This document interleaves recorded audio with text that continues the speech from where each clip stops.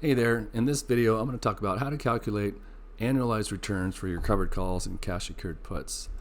I use a formula which is the premium per share that you collect divided by the days to expiration.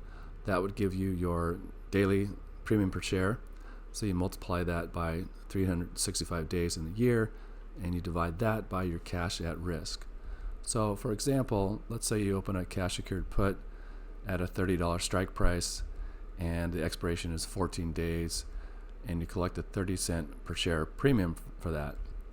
So your cash at risk, you'd have to put up $30 per share or $3,000 to open this cash secured put, but you did collect some premium, so if you back that out, your actual cash at risk would be $29.7 or $2,970.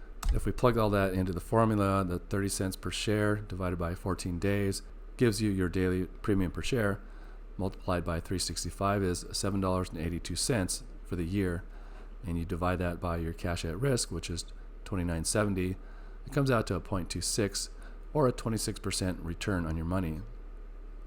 So this is like a 14-day expiration. Let's say you did this every 2 weeks for the year. That would come out to a 26% return based on the cash that you put up for risk. Now for covered calls, it works a little bit differently. It's pretty much the same formula, but we're going to use the net debit instead. So for a cash secured put, we put up collateral. We would use that collateral minus the premium that we got to come up with the cash at risk. For a covered call, you've purchased the shares already, so we're going to use a net debit for that. So let's say you were assigned or that you purchased 100 shares at a $35 strike price, and then you sold to open a call at a $36 strike price with a 14-day expiration, and you collected $25 premium per share. So the cost to acquire those was $35. So the net debit would be $35 less the premium, or $34.75. And using that in the formula as the net debit, we have a 25 cents per share as the premium divided by 14 days. That's the daily premium times 365, which comes out to $6.52 for the year, divided by the net debit of $34.70. And that yields a 19% return. So I'm revising my spreadsheet to have this yearly return column, which has that formula in it. If I look at this top cell for a cash secured put, it's got this formula in here, the same formula that we see in the presentation slides here. So if I look at this, it's O2 divided by D2, so it's the premium per share divided by days to expiration times 365. That's the first part of it.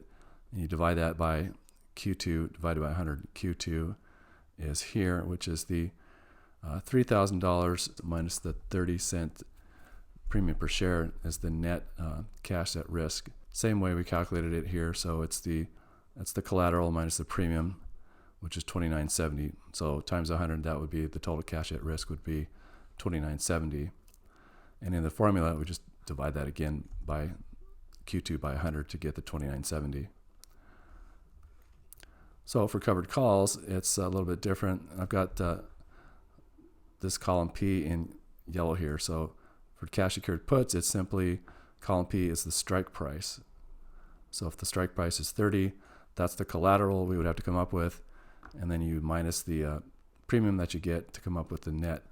For covered calls, it's just going to be the purchase price per share. So if you purchase some shares, let's say I purchased for AI, and my average cost is $30.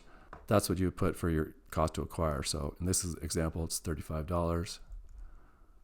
So that's $35 here. The cash at risk would be the $35 per share minus the 25 cents per share times 100, so $34.75.